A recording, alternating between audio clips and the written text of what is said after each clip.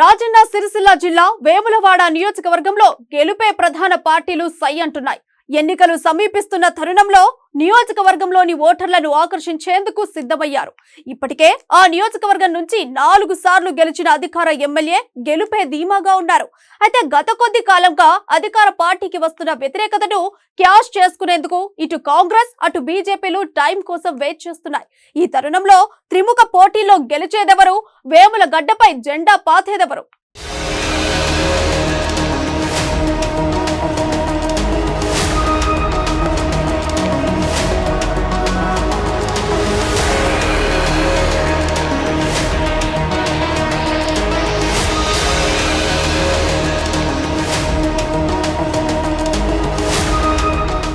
Vemulawada assembly నియోజకవర్గం భారతదేశంలోని తెలంగాణ శాసనసభ నియోజకవర్గం. రాజన్న సిరిసిల్ల జిల్లాలోని 2 నియోజకవర్గాల్లో ఇది ఒకటి. ఇందులో వేములవాడ ఆలయ పట్టణం, కరీంనగర్ లోక్సభ నియోజకవర్గంలో కొంత భాగం ఉన్నాయి. ఇక వేములవాడ నియోజకవర్గంలో మొత్తం ఓటర్లు 2,07,468 మంది ఓటర్లు ఉండగా ఇందులో స్త్రీల ఓట్లు 1,07,133 కాగా పురుషుల ఓట్లు 1,03,33 ఓట్లు, ఇక 2 ట్రాన్స్జెండర్ల ఓట్లు ఉన్నాయి. అయితే ఇక్కడ అత్యధికంగా మున్నూరు కాపు సామాజిక వర్గానికి చెందిన ఓటర్లు ఉన్నారు. వారి తర్వాత ఎస్సీ సామాజిక వర్గానికి చెందిన ఓటర్లు ఉండడంతో ఆ సామాజిక వర్గాల ఓటర్లపై పార్టీలు ఫోకస్ పెట్టారు.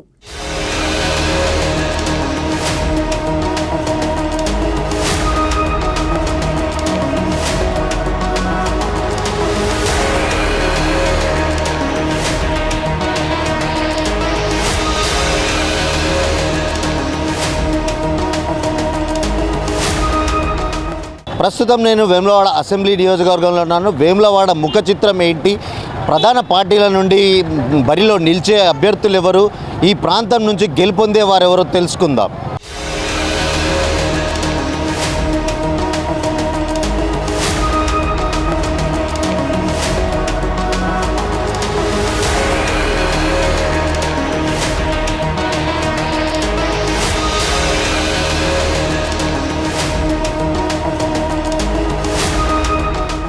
అయితే వేములవాడ అసెంబ్లీ నియోజకవర్గంలో 2009లో చెన్నమనేని రమేష్ బాబు టీడీపీ తరపున పోటీ చేసి కాంగ్రెస్ అభ్యర్థి ఆది శ్రీనివాస్పై 1,500 ఓట్ల మెజార్టీతో గెలుపొందారు.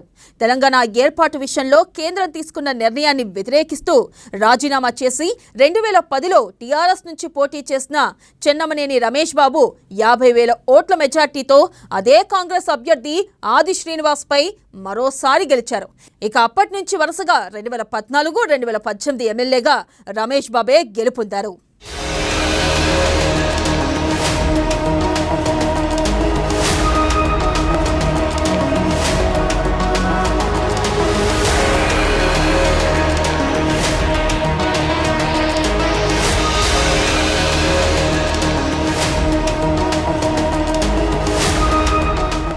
వేములవాడ నియోజకవర్గంలో విజయం సాధించాలని అన్ని పార్టీలు భావిస్తున్నప్పటికీ ప్రధానంగా బీఆర్ఎస్, కాంగ్రెస్, బీజేపీ పార్టీల మధ్య త్రిముఖ పోరు కనిపిస్తుంది.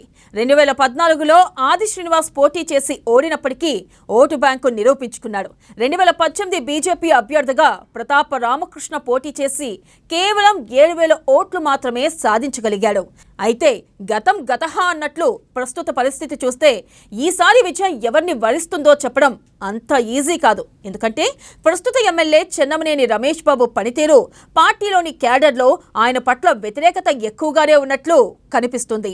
తన మాట వినని వాళ్ళను పక్కకు పెడుతూ తనదైన శైలిలో మోనార్క్గా వ్యవహరిస్తున్నట్లు పార్టీలో అంతర్గతంగా చర్చ కొనసాగుతుంది.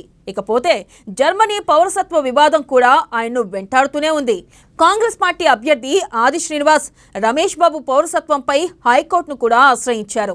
ఎక్కువగా విదేశాల్లో ఉండడం, స్థానిక ప్రజలకు అందుబాటులో ఉండకపోవడంతో చెన్నమనేనికి ఈసారి అధిష్టానం టికెట్ ఇస్తుందా లేదో అనే చర్చ జరుగుతుంది.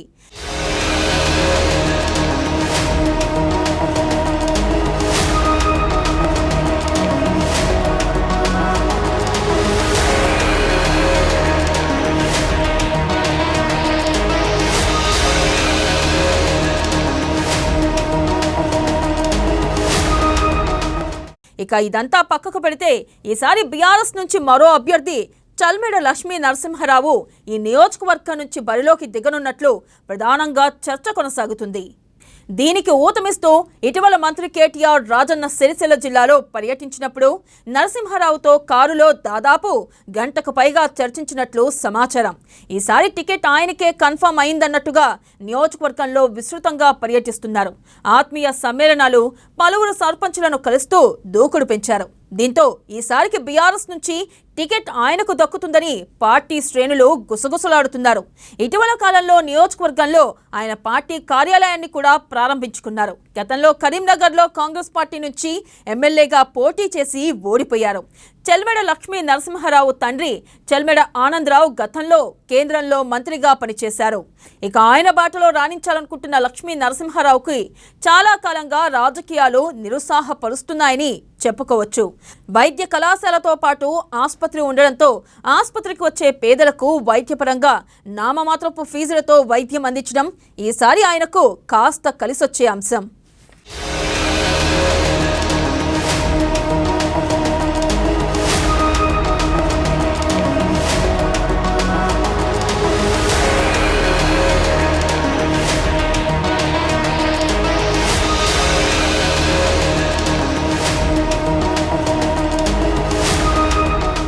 ఇక కాంగ్రెస్ పార్టీకి వస్తే ఆది శ్రీనివాస్ ఈ ప్రాంతం నుండి బరిలో దిగనున్నారు. గతంలో స్వల్ప ఓట్లతో ఓటమి పాలైన ఆది శ్రీనివాస్ ఈ నియోజకవర్గం నుండి పలుమార్లు పోటీ చేసి ఓటమిని చవిచూశారు. తరచుగా పార్టీలు మారుతూ ఉండడం ప్రజల్లో ఈయనకి కాస్త విశ్వాసం తగ్గిందని చెప్పవచ్చు. ఇక మరో పార్టీ బీజేపీ నుండి ప్రధానంగా ప్రతాప రామకృష్ణ ఈసారి బరిలోకి దిగనున్నట్లు సమాచారం. వేములవాడ గతంలో గ్రామ పంచాయతీగా ఉన్నప్పుడు ఈయన సర్పంచ్గా గెలిచారు. తర్వాత ఎన్నికల్లో ఈయనకు డిపాజిట్ కూడా దక్కలేదు. దీంతో ఈసారి ఎలాగైనా గెలవాలనే లక్ష్యంతో కేంద్ర ప్రభుత్వ సంక్షేమ పథకాలను గడప గడపకు బీజేపీ కార్యక్రమం ద్వారా ప్రజల్లో వెళ్లేందుకు ప్రయత్నాలు మొదలుపెట్టారు. ఇక బీజేపీ నుండి మరో అభ్యర్థి తొల ఉమ ఈసారి ఇదే ప్రాంతం నుంచి టికెట్ ఆశిస్తున్నారు. అధికార బీఆర్ఎస్ పార్టీ కరీంనగర్ జిల్లా పరిషత్ చైర్మన్ గా కొనసాగిన తొల ఉమ అధికార పార్టీ నేతల వైఖరి పట్ల అసహనం వ్యక్తం చేస్తూ ఆ పార్టీకి రాజీనామా చేసి బీజేపీలో చేరారు. ఇక వాళ్ళతో పాటు మహారాష్ట్ర మాజీ గవర్నర్ చెన్నమనేని విద్యాసాగర్ రావు తనయుడు వికాస్ రావు కూడా బీజేపీ నుండి టికెట్ ఆశిస్తున్న వారి లిస్టులో ఉన్నట్లు సమాచారం. ఇక ఆయన ఇప్పటికీ పలు సంఘాలకు ఆర్థిక సహాయంతో పాటు నియోజకవర్గంలో పర్యటిస్తూ ప్రజల ఆదరాభిమానాలు చొరగొనే ప్రయత్నాలు ప్రారంభించారు. దీంతో బీజేపీ నుంచి సీట్ ఎవరికి వస్తుందో అని ప్రధానంగా చర్చ జరుగుతుంది.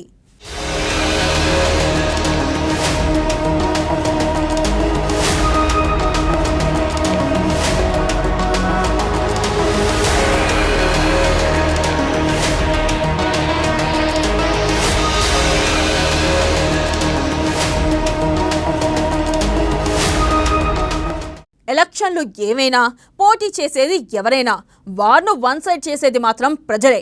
వారి నాడిని తెలుసుకొని పనిచేసే నాయకులకే పట్టం కడుతున్నారు. 4 సార్లు ఎమ్మెల్యేగా గెలిచిన పెద్దగా నియోజకవర్గానికి చేసిందేమీ లేని ఎమ్మెల్యేలకు అవకాశం ఇస్తారో లేదా ఒకే ఒక్క ఛాన్స్ అంటూ కేంద్ర పథకాలకు గడప గడపకు తీసుకెళ్తున్న బీజేపీ పార్టీకి ఇస్తారో లేదా తెలంగాణ ఇచ్చిన కాంగ్రెస్ పార్టీకి అవకాశం ఇస్తారో అనేది ఉత్కంఠగా మారింది. వేములవాడ నియోజకవర్గంలో ఏ పార్టీ జెండా ఎగురుతుందో తెలియాలంటే మరికొన్ని నెలలు ఎదురు చూడాల్సిందే.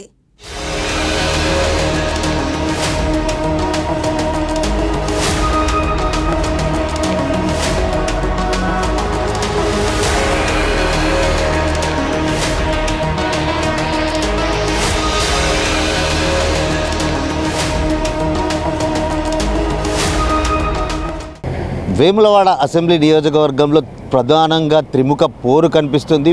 ఈసారి వేములవాడ రాజన్న ఆశీస్సులు ఎవరికి ఉంటాయో తెలియాలంటే ఇంకో 6 నెలలు ఆగాల్సిందే.